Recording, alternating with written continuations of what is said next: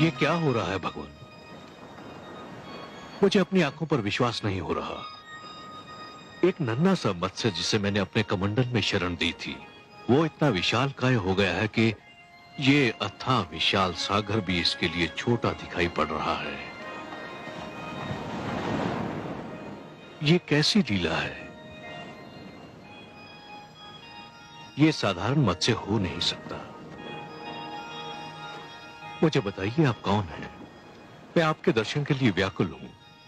मुझे दर्शन दीजिए प्रभु।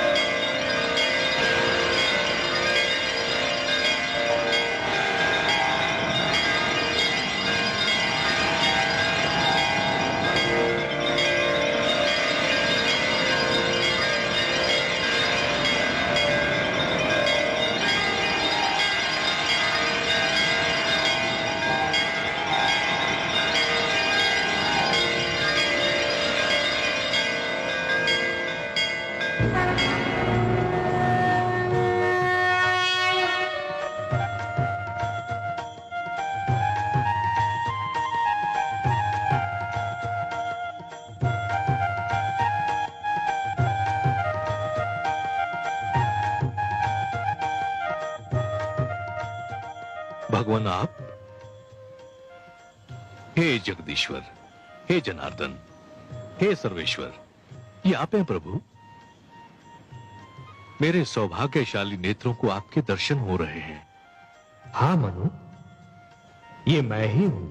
आपके अतिरिक्त और कौन हो सकता था हे पद्मनाभ?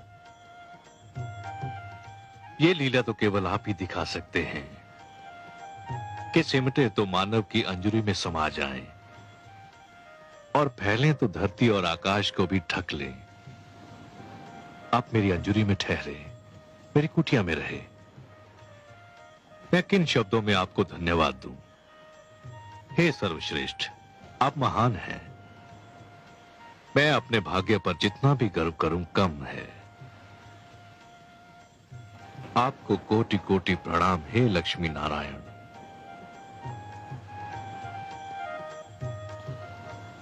पर क्षीर सागर को छोड़कर धरती पर आकर उसे पावन करने का क्या भेद है दीनदयाल? हे मनु, मानव कल्याण की जिस चिंता के कारण तुमने आमरण व्रत कर रखा है, उसी चिंता ने मुझे भी पृथ्वी पर आने के लिए विवश कर दिया। अब मेरी बात ध्यान से सुनो। आपकी मधुर वाणी सुनने के लिए मैं सिर से पांव तक कान बना हुआ हूं प्रभु। ब्रह्मा के परामर्श पर भगवान शिव इस धरती को स्वच्छ करना चाहते हैं। उन्होंने धरती को जलमग्न करने का निर्णय कर लिया है।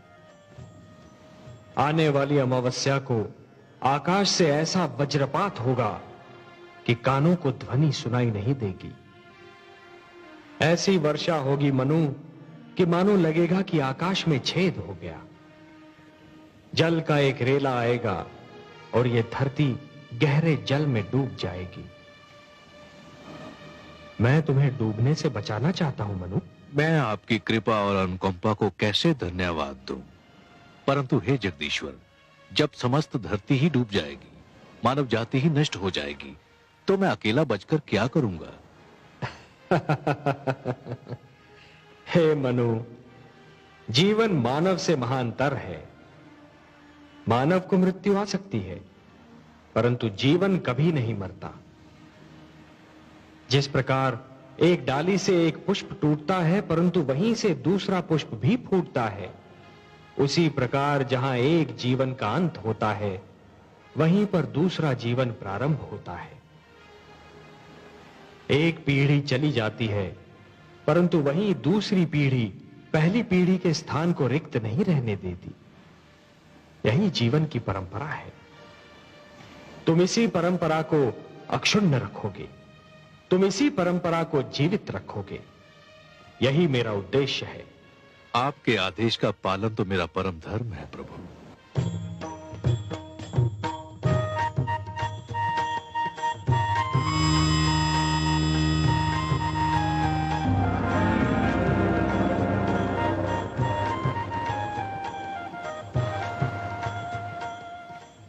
मनु, जल प्लावन के समय तुम अपनी धर्म पत्नी शत्रुपा के साथ इस नौका पर सवार हो जाना।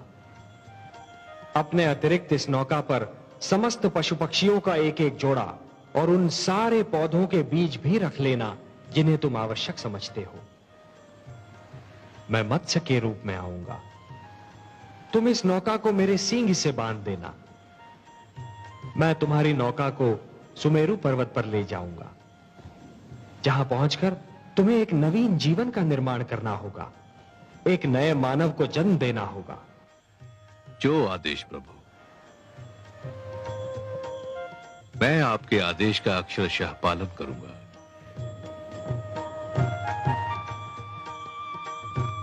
तथास्तु।